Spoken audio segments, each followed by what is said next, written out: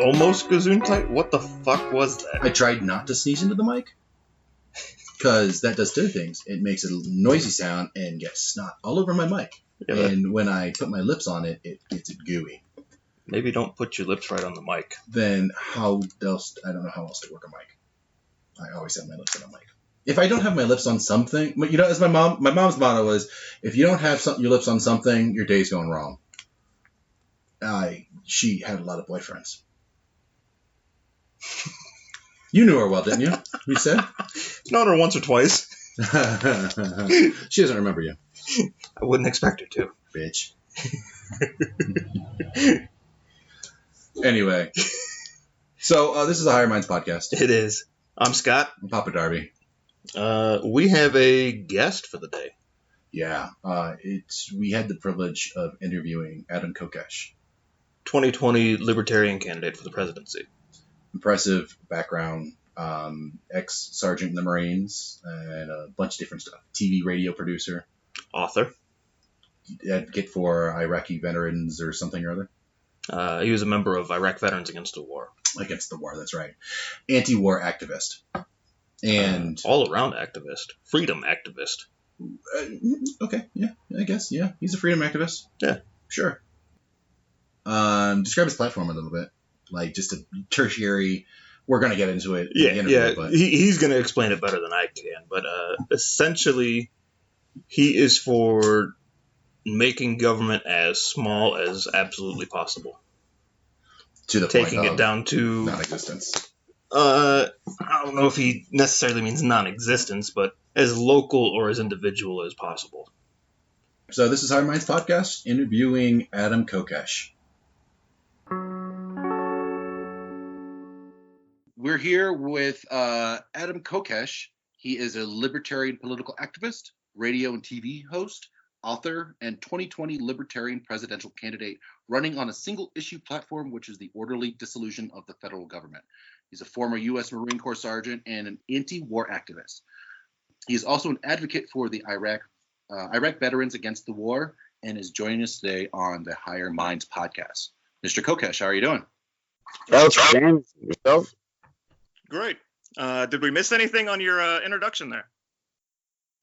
Well, I think just for the sake of this podcast, it's worth pointing out that I'm a long-time civil disobedience activist going back to my time with IVAW, Iraq Veterans Against the War, and then a big chunk of that was for cannabis legalization, particular in Washington, D.C. and in Philadelphia with the Smoke Down Prohibition series of events there.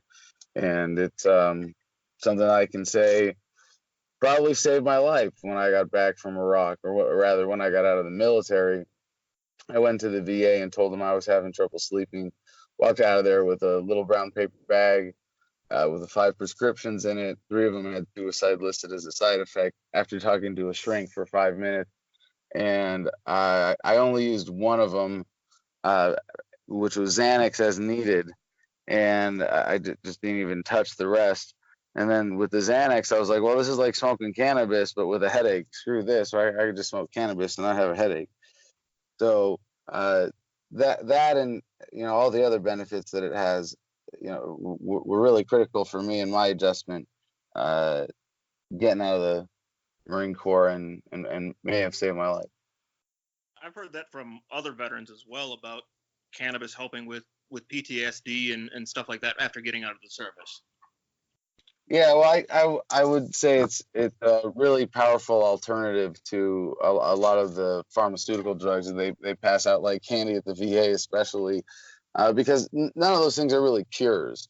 There are some drugs that are more in better described as cures rather than symptomatic treatment. Cannabis is definitely more in the realm of symptomatic treatment. But I ran a peer support group for vets. When I was organizing with IVAW called Homefront Battle Buddies, that was like our own version of Vet for Vet, and just peer counseling. And, you know, we found that a lot of guys who thought they couldn't smoke weed because they had a job or pee tests or it was illegal or whatever, you know, crawled into bottles and destroyed their lives. And the guys who smoked cannabis were at least able to control their symptoms and get the talk therapy. But now we have even way more efficient, like things that as medicines that you could describe as cures, such as psilocybin mushrooms that are now legal or at least decriminalized in Denver, which is very exciting. And then I had just seen that Oakland decriminalized psilocybin and peyote. I just read this morning. Oh wow, that's news to me. I thank you for sharing that. Because I was so excited about Denver. Now we got another hole in the wall that is about to be blown down. Cannabis was like a protective layer over it, and it's mostly gone now. And it's really, you can almost count the election cycles before the war on drugs is over. It's a pretty exciting time to be alive. But anyway, I just also wanted to point out MDMA as in a very controlled environment where you do 2 therapy sessions 2 weeks apart. And then ayahuasca and a variety of different DMT derivative plant medicines as well have shown to have incredible promise, and that they're all now starting to come out of the shadows and be much better understood. Do you have much experience with hallucinogens yourself? Yes, I do actually, and I wouldn't say any kind of extensive experience, but I've done 5 ayahuasca ceremonies, and for those, I don't want to take too much time because I could talk about ayahuasca for hours. I've tried it. It was amazing. But yeah, it's a therapy tool. It's definitely not a recreational drug. In fact, you really could. Some are potentially both. Ayahuasca really cannot be thought of as a recreational drug, if you understand the experience. I've done psilocybin mushrooms. I was a raver in high school for a brief period in New Mexico, the plur days, and did various forms of MDMA, maybe a dozen times during that time. I've done acid a handful of times. I've smoked DMT a lot, and in fact, on my YouTube channel, I haven't smoked DMT now in a few years. It's kind of like I felt like I got what I needed out of the experience, but I still have videos on my YouTube channel of me getting DMT from the Silk Road and smoking it and describing the experience on camera. I remember watching those videos back in the day and being amazed that they hadn't gotten taken down immediately. Hey, before we Some of them did. Some of them did. The ones that are there, the ones that have survived the various screens and purges and who knows what. I'm demonetized right now, so I'm working on relaunching Adam versus the Man in just a few days here, actually. But I'm going to have to be focused on Patreon and Bitbacker and outside funding sources, because YouTube has been. Well, it was great at first. I'm one of the original, sort of, I don't want to say original, but old school YouTubers. My first video was back when I was living in Washington D.C. in, I think, 2008, and I've been building my channel slowly since then, and I've had a serious regular production on it since 2010 at least, of some kind. And at one point, right before YouTube was bought by Google, I was making $6,000 a month on 2 million views. And when Google bought it, my revenue got cut by 2/3 overnight. But I've been like really, the formal demonetization of my full channel just happened a few months ago. But I feel like is this part of the struggle, and you can fight it when it makes sense. And you guys know, as independent media producers, that there are unique hurdles that we face. One of the things that I'm committed to in relaunching is to not be stressed out about it, to never even be, confrontational about it. I have a positive message based on love and harmony and respect for our fellow human beings, and I just want to keep creating content for an audience.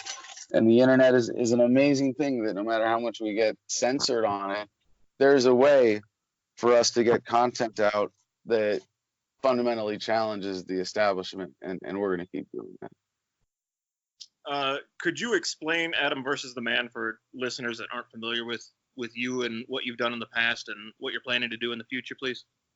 Sure. Adam versus the Man is the general name for whatever media production I'm doing at any given time. It started as a radio show in Albuquerque on AM 1550 KABA, more positive talk radio Albuquerque. Back because I couldn't shut up when the congressional race was over, so I got the radio show, and I was going to get canceled because I wasn't selling ads, and not that the show wasn't selling ads, but that I was supposed to on my own take charge of selling ads for the slots during my time. And I was like, I was growing weed semi-legally. I was one of the first medical patients in New Mexico, so I was growing cannabis in a pretty serious closet operation and making more money from that than I could have selling ads with the radio show. So I was like, screw that. And they were gonna cancel me, and then I got picked up as a TV show with the Russians with RT America out of DC. So I did that for 4 months before I was canceled for political reasons there, and that's a whole other long. Political reasons there. I was being critical of Putin in a certain way, but yeah. Anyway, then I went independent online and started doing YouTube videos more seriously after the TV show got canceled, and then eventually built it up to I was doing like a libertarian answer to the Daily Show, like 20-minute comedy scripted, 5 days a week, plus 3 hours live, 5 days. It was a pretty intense production schedule, and I'd love to get back to that eventually, but that was really based around YouTube funding, and so now I kind of got to restart from scratch and build back up to that. So that's what I'm working on with my show. But Adam versus the Man, more than anything, is just clever libertarian name for a show whose host's name is Adam. People have asked me, what the man is or represents, and it really is just a reference to that slang term. But people can project, a lot of different things into it legitimately, and my understanding of it has changed even over the time that I've been doing the show, where I would say the man is anybody who's trying to keep you down, or trying to take advantage of you or exploit you. But then I've thought a lot, over the years about political philosophy and my own worldview, and I think that a big part of what I would say people learn from me is being open to change but consistent in principle. And anyway, I don't want to go any further with that and take up any more time, but yeah, it's been quite a journey. Cool. So you are running for president, they say, right? Well, every time I'm introduced as a presidential candidate, a little part of me dies inside. And every time I have to introduce myself as a presidential candidate, I throw up a little bit into my mouth. So while it is true that I am technically running for president of the United States, it's much more accurate to say that I'm running to turn the election into a referendum on whether or not the federal government should be allowed to exist at all. And when elected, I am only going to be president long enough to throw the ring in the fire, because that's what you're supposed to do. When someone gives you the ring of power, you're not supposed to put it on. You're not supposed to try to use it for good. You're supposed to throw it directly into the fire. Is it an evil power that should never have existed in the first place? So on day one, I resign. We declare the federal government bankrupt, and we take it through a bankruptcy proceeding in a peaceful, orderly process that leaves us with 50 independent states and up to 562 sovereign native nations. And what brought you to this point where you decided that it's time that you need to step in and run? Well, I've been talking about this since 2012 when I was at a Bilderberg meeting covering it for my show, and I was there debating libertarianism versus statism with Jason Burmis, a great independent journalist, the original Info Warrior. And he said, well, yeah, well, what would you do if you were president? And at first I was like, what would I do if I was president? And then, then he said, okay, no, seriously, what would you do if you were president? And I thought, well, I don't want to be president. My answer would be, quit, go home, get a real job. I don't think it's a job that should exist. But if I'm representing a comprehensive worldview and asking people to embrace a way of thinking because it has made my life better, my understanding of the world better, then I should be able to answer this question. And I just, from my ethical perspective, what I came to the conclusion was that the only righteous thing to do would be to resign and to figure out a way to do away with the institution itself. And what I mean is within the larger framework of localization. We don't want to pull the rug out from underneath anybody, and we don't want to impose our ideology on it. And this is a really important shift for libertarians to go from saying government this, government that, should this, shouldn't that, can this, can't that, you have this right, blah, blah, blah, blah, blah. Instead to just say, you can have as much government as you want, as long as it's voluntary, as long as you don't force it on anybody else. We don't have a problem with that. The problem with government, as we know it today, is that it's a fundamentally coercive institution. So how do we get out of this so that we restore the sovereignty of the individual? And instead of trying to convince people that we should dial back government to do exactly this or exactly that, to say, no, let's localize it. Let's get it down eventually to the community and individual level, where you as an individual have the right to opt out on your own land and split off and just say, I don't want to be a part of this game anymore. And that's the ultimate measure of government being voluntary. And within that framework, everybody gets what they want. And that's why I love referring to localization as the everybody gets what they want strategy. If you live in a conservative state or you live in a liberal state, you don't want to be tied to those crazy people over there and then forced into this one size fits nobody but the corrupt special interest in Washington kind of solution. We don't want to fight over setting policy as much as we want to respect each other's freedom.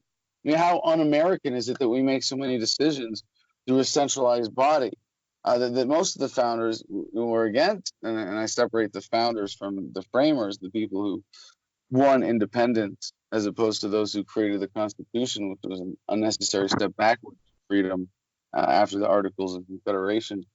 So, how do we get to this? And localization, it really provides, all the answers. Things just get so much simpler when you realize that government doesn't need to be any more concentrated than the community level. Different functions can happen at a larger continental global scale. But in terms of what needs to be bound by geography, it can be, very limited in that. And we don't have to be united under one government to be united in American values. So you said before, I think I'm interpreting this correctly. You, as a candidate, want to pull the party's ideology towards more libertarian and ultimately dissolution of the government kind of framework. Well, hold on. The disillusion layer by layer, but really it's localization, because just to be clear, it sounds, more significant than it is, because the federal government has made itself so powerful and this great boogeyman in our lives. But there are 22 million people who work for government in the United States at the state, local, and federal level. And it's only about 3 million at the federal level.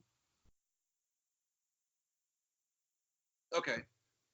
Well, so with all of that in mind, during this cycle, I imagine that it probably won't happen, that all will happen at once. So what kind of incremental change would you be satisfied for the next 4 years?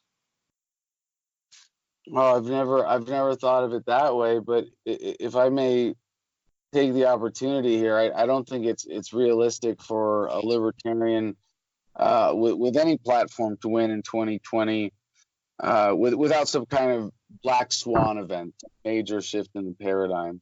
And What I'd like to see happen is, if not myself, just whoever the nominee is, to have this kind of platform that really is the perfect marriage of principle and pragmatism, because this is something fundamentally different that I think is going to bring out a lot of independent and traditional non-voting demographic. And in 2020, I think it's very reasonable to expect that we could clear 10%, and that would set the stage, that would really seriously introduce the idea to the American people about localization. And so, in terms of your question specifically, I'm really not trying to avoid it, but I'm not particularly concerned with the tinkering of the levers of the machine in the short term. So you're looking at this more as an opportunity. What's the word I'm looking for? To expand the libertarian idea that government is unnecessary, more than an opportunity to actually do it. Correct? No, no. This is not an educational campaign. We are running to win. We will be ready to win, and if we have that Black Swan event before next November, we will have a sufficient plan in place to be able to pull off this massive administrative task. But what I think is more realistic is that we plant the flag in 2020, and that we win in 24 or possibly 28. I would not accept, just so you know, I would not accept victory with this platform. And the old parties wouldn't let it happen this way, if you guys want to geek out inside baseball on this. But excuse me, I would not accept victory with 34% versus 33 for the old parties, because that would mean that the majority of the American people say that they want the federal government to continue, that they want a president rather than localization. Gotcha. So the 100 days question, first 100 days in office question. Throw the ring in the fire. Is that the plan? Yeah, no, that's a great question. I wish more people asked that, because I think most presidential hopefuls give pretty bullshit answers to that question that they use as an opportunity to just virtue signal and win over different demographics. Whereas I actually have a pretty specific plan, and it's not so much set on 100 days, but in terms of the timeline of the overall dissolution. So on day one, we declare the federal government bankrupt. I resign from the presidency to become custodian of the federal government, which is an appropriate term for a lot of reasons, cleaning up the mess, but also in a custodial role of the property as we carry out the dissolution, really to serve as a bankruptcy agent. So part of what happens on day one is there's going to be a special batch of pardons of people who can be identified in advance, like Ed Snowden, Ross Ulbricht, we used to say Chelsea Manning, Leonard Peltier, Julian Assange, the high-profile ones, Schaefer Cox. I really should have those names better memorized. But basically, anybody who we can identify in advance as in federal prison for a victimless crime would be released on day one. Federal laws would stop being enforced on day one. The only thing that the federal government would do is manage the property through a bankruptcy process. So every agency gets handled one of three ways in this plan. It's either localized down to the states, it's either spun off as a separate institution, or it's just completely liquidated. So a lot of federal regulatory institutions, for which there are already state versions of, you just eliminate and send people home and handle the records, and hand the buildings over to whatever central office is handling the actual selling of those properties. That happens very quickly. Then there are a number of agencies that will take a lot longer because of the sprawling logistics challenges associated with, for example, the CIA, the FBI, the Department of Defense, the NSA. And so those are processes that, in the first 100 days, you're going to see a major shift as they cease operations and go into this custodial status. So something like 90+% of the personnel would go home, and then so in a sense, most of this platform would actually be achieved within 100 days. But there are some elements that are kind of a longer tail to it that we don't know how long they're going to take. Certainly not more than a decade before we have things well transitioned down to the state level, and things are sort of readjusted in that sense, and that we've done we've established paying back the American people with the proceeds from the liquidated assets through Social Security. I don't know. Maybe you guys should stop me, because I could geek out on this and just keep going. And it's people think about this all sorts of different ways, but basically we take the corporation of the federal government of the United States of America through a bankruptcy process that leaves us with 50 independent states, up to 562 sovereign native nations that now have the opportunity to be truly sovereign, and we pay back the American people, the true creditors of this institution that has stolen so much from all of us. And what steps do you take to ensure that it doesn't happen again? Well, I can't say I'm going to put a chip in every American's brain and program them to understand freedom and never forget. I kind of, although it's a nice fantasy, I don't even wish that were the case. So I have so much confidence in freedom itself, because freedom is peace, freedom is harmony, freedom is what you have, specifically as a definition, without being poetic. Freedom is what you have when no one is forcing their will on you in any way, and that human relationships are free of force and fraud and coercion. So I have so much faith in nonviolence versus violence in every level possible, that I know the more freedom we get, the more benefits we're going to have to quality of life. And it's just going to be so obvious that I mean, if you can imagine America, and by the way, in a sense, I got to say I'm an American imperialist in terms of Americanism.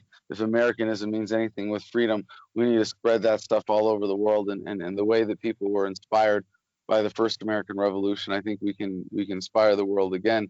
So imagine if we get America, the United States, down to a bunch of local community governments, and it's more of a territory than a nation or a confederation, and as a result of this, we're not supporting the military-industrial complex. We don't have to deal with the drug war, the militarization of police, federal taxes and regulations, all the other corruption that we subsidize as the working class in the federal government.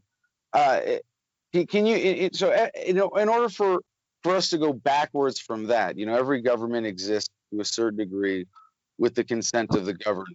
So in order for us in that state to go back to, say, where we are now, someone's going to have to stand up and say, hey, remember when we had all the wars and the police state and the drug? Remember taxes? Wasn't that fun? Let's do that again, guys. While there might be some minor steps backwards in a process of 2 steps forward, 1 step backward, I am not concerned. I should say I'm very confident that the overall progress of humanity is towards a state of greater freedom. And if you look at the trends in violence over history on the decline, I think that being the most important metric of freedom, we are on our way. You mentioned freedom a lot, and you have a book that you wrote a few years back named Freedom. How about what led up to writing that book, and then the subsequent book tour where you and I had met several years back in Cheyenne? Yeah. I was in jail for civil disobedience in Washington, D.C. for having loaded a shotgun for a YouTube video 2 blocks from the White House on Independence Day 2013.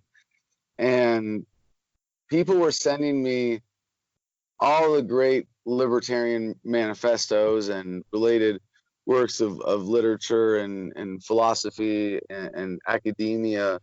And a lot of it I had read already. And so I was mostly sharing it with other inmates, and that was really fun to be passing out that kind of propaganda. And by the way, before I forget, I got to say my book has been endorsed by the United States Department of Justice in the sense that they say it is banned in U.S. federal prisons and jails. So I've got that, yeah, check. So people sent me all these great books, and what I realized is that they all had different strengths and different weaknesses, but there was an emerging comprehensive body of information or understanding that really captured the current libertarian awakening, if you will, and at least the piece of it that is really important to me. And so I decided that I would become the greatest ripoff artist the freedom movement has ever known, and take all of these books' strengths and none of their weaknesses and combine them into one ultimate conversion tool.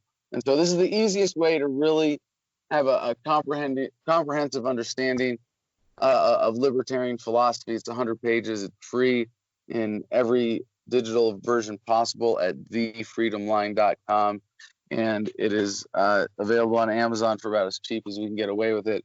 And here we have this one quote on the back of the latest edition of the book. It says, government warning, quote, this publication contains information which poses a threat to the security, good order, or discipline of the institution, U.S. Department of Justice. So that's the key line of the endorsement. And we now have about 250,000 copies in print and about 3 million downloads. So it's been quite a success. It's been a lot of fun, and in some places you get more recognized for wearing a shirt that has the Freedom logo on it than for being Adam Kokesh, which I think is really cool. What was that website again? Thefreedomline.com. So that's 3 words, thefreedomline.com. So I want to ask you a little bit about your service, and this is kind of a double part question. Whereas I'm sure anybody is proud to volunteer to serve, you are clearly not proud of, or you're not proud. You don't seem to have much respect to the people you served. So hold on. No, I gotta make a very important distinction there. Sure, and it's please. been on my mind a lot lately. It's not the people, and it's not the service. It's like when people say thank you for your service, I usually take that as an opportunity to say, what do you mean? Don't you know that I was serving bankers and politicians and for profiteers, and start a conversation about those bigger issues. But I don't mind being thanked for being a warrior, for being willing to stand up for what's right, for being willing to put my life on the line to protect people, to stand up for justice, and to risk my life for that cause. And it's what's really sad about the American experiment is that the founders, not the framers so much, but the founders of this country, who overthrew the biggest empire the world had ever seen by using militia-based tactics in the Revolutionary War, and then opposed standing armies because they knew that standing armies, militaries, defend governments, and militias are what defend free people. And that it has been so perverted into that the warrior class that is such a key component of the American spirit has been perverted into being soldiers instead of warriors. A soldier is someone who follows orders and marches in formation and does what politicians tell them to do. And a warrior is someone who stands up for what is right, no matter who's in charge or what the cost. So I think it's that warrior class that and I hope that sums up, and I think in a bigger way, more than anything else, my critique of what the military represents and the people in the military. And it's the same thing that I made as the wrong decision. I wanted to be a warrior. I should not have joined the military. And I think the warrior class, in order to transition to being warriors instead of soldiers, has to get up and say, you know what? We're not going to do this crap for politicians. So then, are you a patriot? If it's loving my country, absolutely. See, and I think if you go back to the Patriots started out as, it's somebody who is vehemently opposed to the government in power. And a patriot is, at the time, they were terrorists, essentially. I mean, they were freedom fighters. Yeah. The original American patriot. Yes. So to me, at least, patriotism is not going out waving a flag and rah, rah, rah, USA, USA. It's recognizing that government is inherently evil in most cases. Yeah, and in a sense, that's the opposite of patriotism, because it's a reinforcement as opposed to a challenging of the establishment or the status quo. Right. Yeah. The definition that we use today for patriot is completely opposite of what it was originally. Yeah, right. Today, patriot in most people's minds has come to mean enthusiastic nationalist. Exactly. Oh shoot! So yeah, I mean, I think my record speaks for itself, both in the military and as an activist and as a media producer. I don't need to affix labels to myself to virtue signal and refer to myself as a patriot. For the people who have a good definition of it, I don't think there's any question. So we both got the opportunity to either read or hear your book. I heard your book on the way out to Colorado here. I'd like to thank you for producing it. Thank you. You spoke a little bit about not nationalism. I don't think you used the word nationalism, but you had some ideas about nationalism. Can you go into that? Oh, well, it's such a, I mean, I could try to deconstruct and unpack and talk about every related subject to that word for a couple of hours. But I mean, it really becomes kind of a silly semantic thing, as anything having to do with the nation. But nationalism, as a belief in the current government status quo of a nation and giving it form through that government, I think in that sense represents something very descriptive. If it's just, I love my country, I mean, to me, I love America. I love the people, I love the land, I love the culture, and I'm not just blowing smoke. I've done 6 national tours and relatively little international travel. I love driving around the United States. I love the people here. I love everything about it. But it's not special based on where the borders were drawn by circumstance of history. And I'll even point out, and this rubs a lot of conservatives the wrong way, that who talk a good game about being the 3%ers and standing up to tyranny and stuff. And it's like, the biggest group of civil disobedience activists in America today are the ones who are crossing the border illegally, saying we're not going to respect your damn borders, and in a sense, that's more American than sitting at home and being a wage slave. That's more American than sitting at home and watching the mainstream media and doing what they tell you and voting for the parties that they want you to vote for. I'm sorry, I got off on a tangent there. Did I miss something, or are we good? No, you answered that beautifully. Thank you. Yeah, I had never actually thought about that take on it before, about the illegal immigrants being the most, I'll say, American, the most freedom loving, I guess. Yeah, I think the idea of America is something that belongs to the heritage of humanity, that we as Americans have a unique custodial role in right now. But that ideal of Americanism is somehow inherent to our common humanity and the ideals of freedom themselves. And this is why I say, like, I'm an American imperialist for Americanism, is but we got to live up to it. Like right now, it's hard to say, follow us, because look at what an example we're setting in terms of manifesting freedom. Yeah, no one's going to buy that at this point. Can you tell us a little bit about how you got into libertarianism? What your evolution into being freedom-minded, how that happened?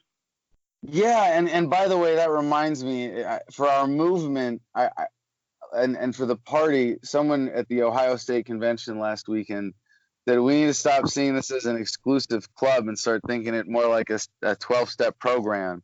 If someone shows up and says, I'm on step 1, you don't say, get out of here, you goddamn alcoholic. You say, okay, cool, let's get you on to step 2. And I think that's the way that we should approach libertarianism, because we all come from a status quo of statism, and what we're doing is realizing that we're libertarians. You don't really, because it's not a political philosophy, and this is so important to understand, is that this is an ethical philosophy that we apply to politics, because humanity has generally embraced ethics. Don't hit, don't steal, don't kill, like over the course of human history. But now we make this exception for government, like unless you're a cop or an IRS agent or a soldier or whatever other government agent is using coercion in an unethical form. That generally is the premise of government. And so again, this core ethical philosophy based on self-ownership, that you, as a free, beautiful, independent human being, own yourself. And this is the foundation of ethics. I don't hit, don't steal, don't kill, because these are things that violate your self-ownership. And so, as libertarians, we articulate this as the non-aggression principle, that it's never okay, it's a violation of justice to violate someone else's self-ownership, to initiate force against them. And then you go, wow, that's what government does. So for me, I was unfortunately exposed much more to the political libertarianism. And it's like, yeah, if you take this ethical philosophy and apply it issue by issue, you can get positions. But if I may sidebar for a second there, a lot of people think of libertarianism as pro-gun. And in a sense, it certainly is. But at a deeper level, it's not pro-gun or anti-gun as much as it is pro-private property. I have a right to own whatever piece of metal in whatever shape it is on my land, and you have no right to tell me otherwise. But if you don't want guns on your land, you have a right to keep guns off of your land or out of your community if a group of people come together and voluntarily decide that that's what the community policy is going to be. And that's, again, the promise of localization. So I came at it first from the political perspective, and it was a libertarian in high school, just sort of by default, because being a Republican or Democrat was, freaking lame, man. So I didn't want to do that. And it was like, okay, these people want to be left alone. I'm a punk kid. Leave me alone. I can deal with that. And I still volunteered to join the Marine Corps, volunteered in artillery, volunteered to transfer to go to civil affairs, to go to Fallujah in 2004. And then, excuse me? Sorry? He said, thank you for your service. Oh, yeah. That was a joke. I get it. No, I mean, okay. It was kind of not. I mean, you signed up to altruistically, I'm sure, but yeah, primarily. No, I joined the Marine Corps because I want to be the first kid on my block with a confirmed kill. It was a Full Metal Jacket reference. That movie. I'm sorry, I apologize. Interrupted you. No, it's okay. But so when I got out of the Marines, I had just gotten in trouble for bringing a pistol back from Iraq the first time. So I was disgruntled enough to really start questioning things. When I got out, I got busted down from sergeant to corporal, like right before getting out, and spending a year when I was supposed to be deployed, instead managing a barracks at Camp Pendleton and mowing lawns as a sergeant with combat experience who spoke Arabic. It was kind of a slap in the face. So I'm not like particularly open-minded. I have a certain intellectual drive for certainty and a certain stubbornness and an open-mindedness. But it really took me going to Iraq and seeing Marines die and seeing Iraqi civilians die, and then coming home and processing that over several years, being involved with Iraq Veterans Against War, developing my worldview during that time, and then just reading and synthesizing information, and then there was a kind of bottom of the rabbit hole for me. And I do want to be careful in describing this, because it does seem like there's kind of a bottom of the rabbit hole of libertarianism, but there is no such thing. as the bottom of the rabbit hole. That's the only time you're wrong, is when you think you've got to the bottom, because that beautiful thing just keeps on going and going and going. And ad reductum infinitum gets to reveal new and more beautiful wonders every single day of your life if you stay open-minded to it. So in terms of political philosophy and ethics, though, the bottom of the rabbit hole for me was Ethics of Liberty by Murray Rothbard. So, to change gears a little bit, it's kind of involved in the military. The biggest challenge I have with the platform is, and you said in your book, I'm going to move back here. You said in your book that we are moving towards a more freer society, freer culture. However, there are players such as Shinzo Abe out in China, who has this megalith of a machine that will, if we are disassembled, may come over and assimilate us like the Borg. Well, so this is where I have confidence in what the founders of this country advocated as a militia-based defense, and the quote from Admiral Yamamoto from World War II as to why they would not defend the mainland is that there would be a rifle behind every blade of grass.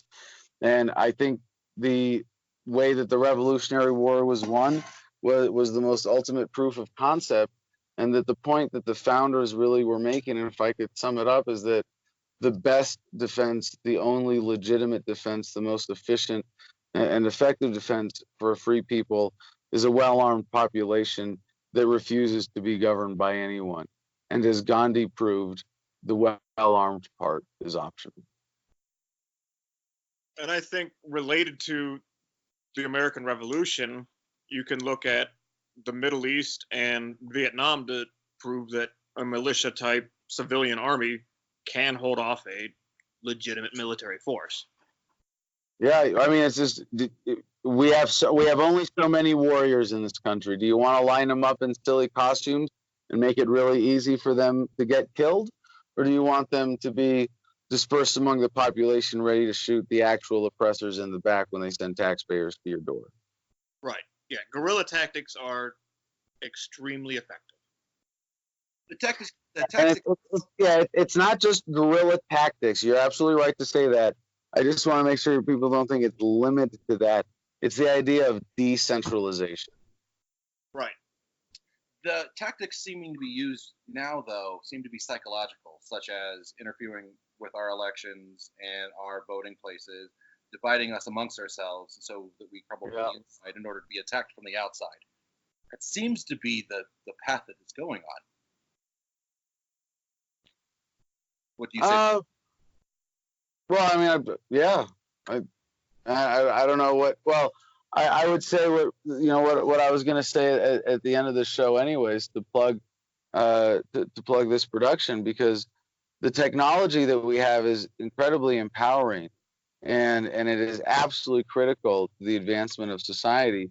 But it means nothing without conscientious, deliberate use, and it's not enough to just say, well, it's there, it's going to happen. It does take a certain amount of active engagement and paying attention, in a sense. Eternal vigilance is the price of liberty, as Thomas Jefferson, I believe, said. So I think it's got to be founded in a certain amount of paradigm shift of people understanding we can put the guns down. We don't have to try to control each other this way through government anymore. We don't have to put up with this institution that's just holding us back at this point.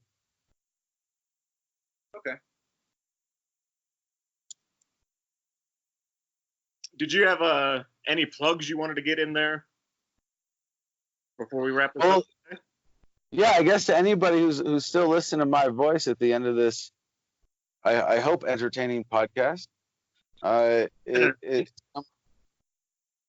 someone who's an appreciator of the higher minds and would share this, but also be an active supporter of whatever independent media you consume, because the guys who are doing the show, they don't get money from Procter and Gamble to do this. They're not trying to sell you soap or any other corporate or mainstream pro-establishment bullshit. They're just trying to bring you an honest production, and that requires an active and engaged audience in order to support that. And I know that from my own experience with Adam versus the Man. So please support them, support independent media. Put your money where your not where your mouth is, but where your eyes and your ears are at least, and be part of that engaged audience for independent media somewhere. And finally, for my own stuff, the main website is thefreedomline.com, thefreedomline.com. You can go there, get my book free in every digital format possible, and you can find KokeshforPresident.com from there. Please join our email list. And if you want to be a part of the process, sign up to be a delegate when you sign up for the email list. Get engaged with your local Libertarian Party. Be ready to go to the state convention next year. It's actually embarrassingly easy to be a delegate to the Libertarian National Convention and have one of 1,000 vote on who the nominee is going to be in 2020. And I hope I've earned at least your interest today in getting out and supporting the Libertarian Party and being engaged in something when we have the opportunity to do something of just. To me, this is the most incredible mission of our generation, and to get to be living at a time in human history where we get to be a part of it. I mean, my biggest fear in life is looking back on this period of human history, and telling my grandkids that I was a spectator instead of a player. Before we do wrap up, there is some continuing business we have to attend to. We got the weed. Sure. Oh, the weed of the week. How have we gone this whole time without the weed of the week? And by the way, hold on. I have to say before we do wrap, and anybody still listening, there were at least a couple times in this interview where I got on really compelling tangents, and I don't know if I avoided answering a question or only half answered it. And if I did, it's totally unintentional. So feel free to ask any follow up. But I felt I took a little liberty there and had a little fun. Obviously, I'm not shy of specifics or answering tough questions. If people do have questions for you, where can they reach you at? Yeah, thanks. Adam at thefreedomline.com. Are you on Facebook, Twitter, Instagram, any of that good stuff too? Yeah, you can get me on all that, but I prefer to connect with people directly as much as possible, rather than relying on third-party platforms. And I know to some degree that's unavoidable, but I think the best we can do to not give those institutions too much power over our information diets and communication lifestyles, the better. And what was that email one more time? Adam, ADAM, at thefreedomline.com. I have to add that you seem to be extremely accessible. We appreciate your time and everything. Yeah. But yeah, it was really, it was easy to get a hold of you. Thank you for that.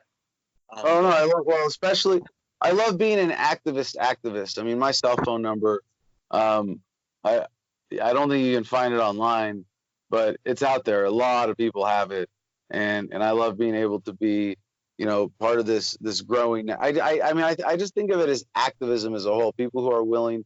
I would define an activist as someone who is motivated by a deep-seated.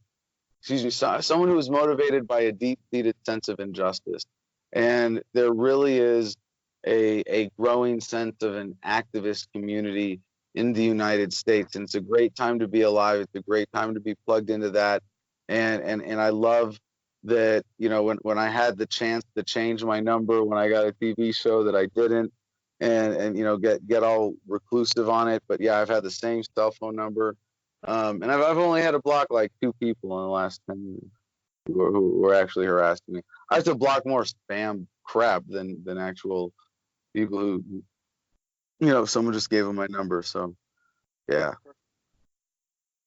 So, as Scott here looks up the stats and name of our weed, do you have a favorite strain? Oh man, I wish I could say I was that much of a connoisseur, and I'm a patient here in Arizona too. So, we have a really good system. I'd say trying to have a favorite strain is like trying to, choose your favorite child. But we all have. Yeah, but I do actually have one, and it's because it was what I grew when I was growing in New Mexico, and that's Blue Dream. Blue Dream. Is that an indica or a sativa? It's a sativa leaning hybrid. Oh, okay. Today we're smoking Red-Headed Stranger. It's a sativa with 21.1% THC in it. That is our weed of the week for the week. Pictures will be posted. That's a lot of percents. It's Colorado. It's a good time. Yeah. How many percents per marijuana? Say that again. I'm sorry. How many percents per marijuana are you allowed to have under Colorado state law? What's the I don't think there is. I don't think there is a maximum percentage. That's a Maximum. joke. How many percents per marijuana? What's the marijuana? Yeah. No, We've been smoking this whole time, so we're a little slow right now.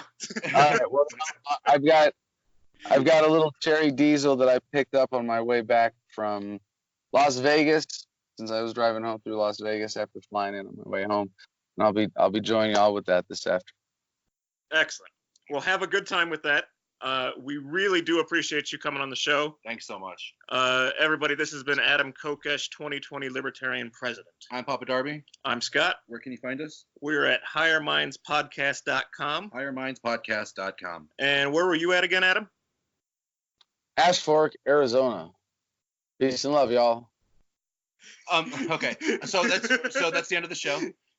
Before you go, would you mind saying I'm Adam Kokesh? You're listening to Higher Minds Podcast. Sure. Whenever you're ready. Higher Minds. Do you have a "the" in it? The Higher Minds Podcast. I missaid it. Yes, I meant I'm Adam Kokesh. You are listening to the Higher Minds Podcast. I'm Adam Kokesh, and you're listening to the Higher Minds Podcast. We appreciate that so much. Thank you.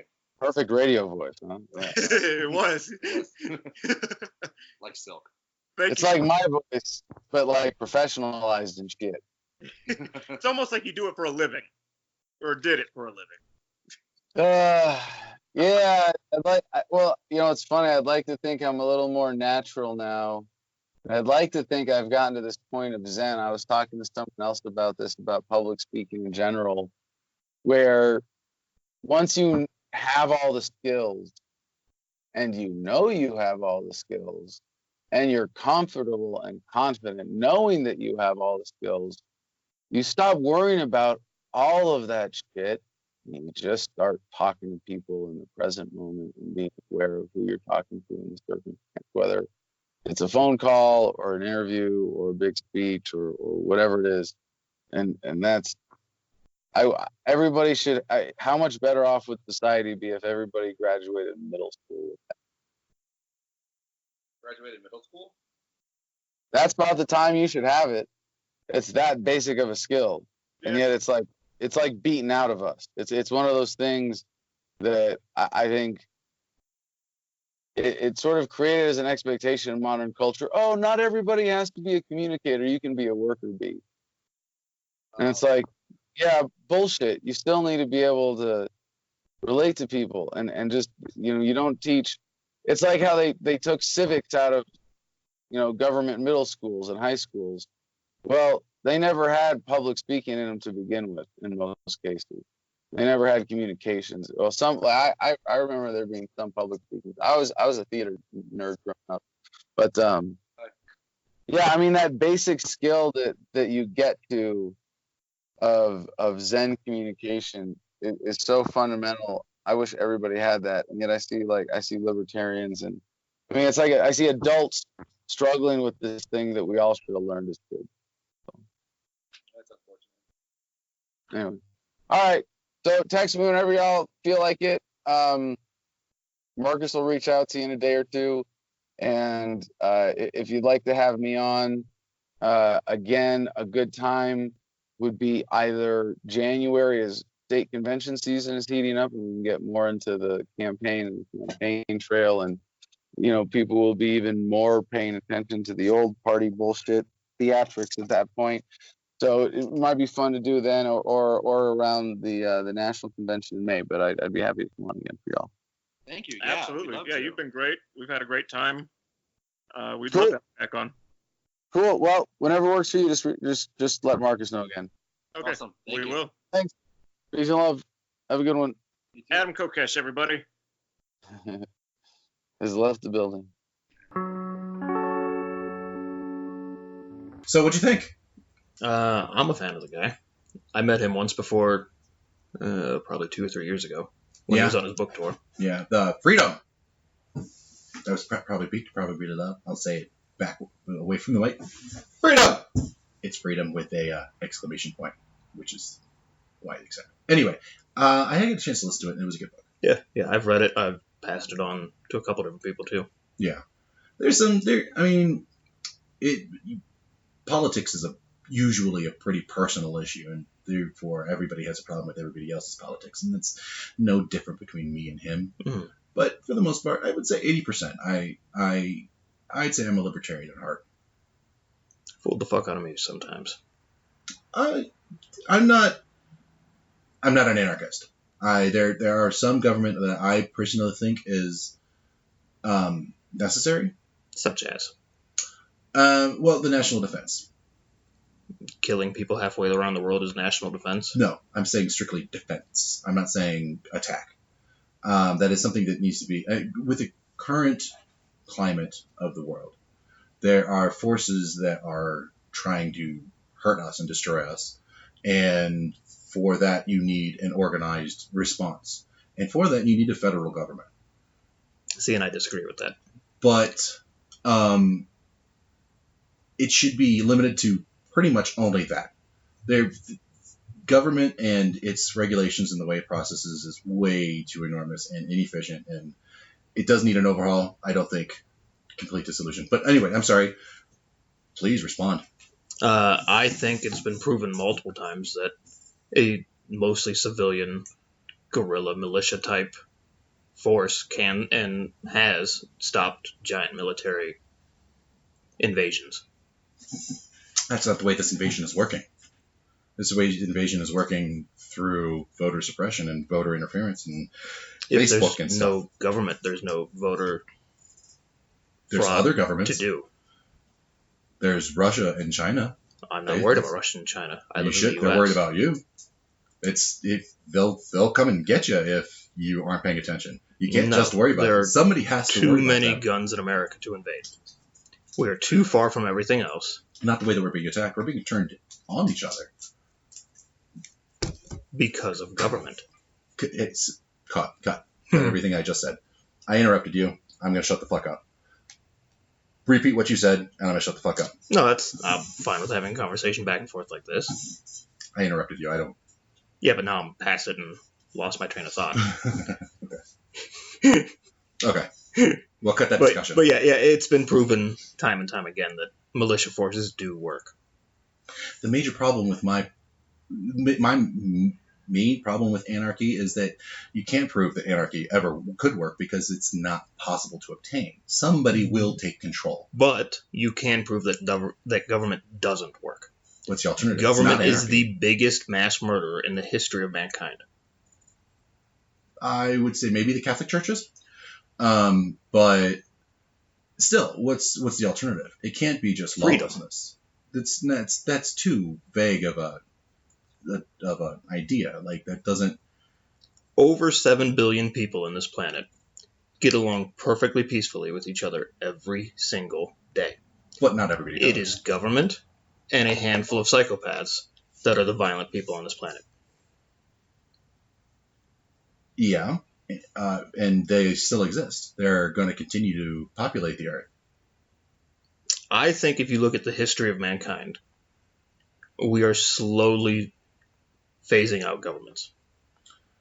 We've gone from empires that ruled the entire planet to countries, and we're slowly working on this libertarian idea. I would say within the next, and I'm talking out my ass, 200 years, we're going to see real freedom. As technology advances, the need for government decreases. I don't draw that line.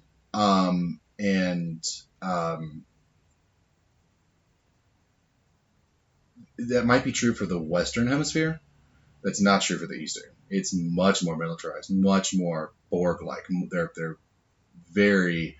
They have a beehive mentality. And Shinzo Abe, the president, as I mentioned in the interview, has gotten enormous control over a giant portion of the Earth's population. I don't live in the Eastern Hemisphere. I'm not worried about what the Eastern Hemisphere does.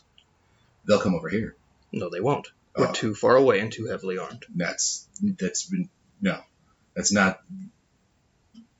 Japan came over here. Ish. And they wrecked one again, plane on the West Coast. They're working on getting us to crumble from the inside. So once we crumble from the inside, we'll be able to be attacked from the outside. If there wasn't a government, there wouldn't be anything to crumble.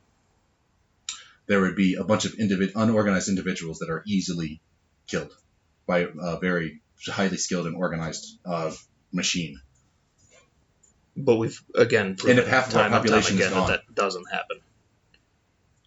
I mean, farmers beat the greatest military force the world had ever known in the American Revolution. Farmers beat the greatest military force the world had ever known in the Vietnam War. Farmers are, again, we could say, winning the war in the Middle East. They have unorganized militias have fended off world powers time and time again. All of those examples don't describe what's going on in America right now, though. Who's invading America? The Russians. They're not. They are. There's. I don't have the proof, but you can go and find it, or whoever's listening can go and find it. It's proven that they've interfered with our elections. They're messing with our Facebook and our news feeds and the way that we think. They have invaded, and not with the military. And who is this affecting? Everybody. Remove government again. Who is this affecting? Everybody. So because they're trolling on Facebook, not politically, because we're removing government from the situation, the U.S. government from the situation. Their government is turning us against each other. Not government. They are using governmental entities, but they're also using segregated portions of the population and facing us towards immigrants, which is not a political issue. It's an invasion issue. They're facing us towards black people. They're facing us towards prostitutes. They're saying, they're dividing us. Politically, yes, but separate from politically, they're still dividing us. Maybe. But how does that affect you in your normal life? What somebody else believes doesn't pay.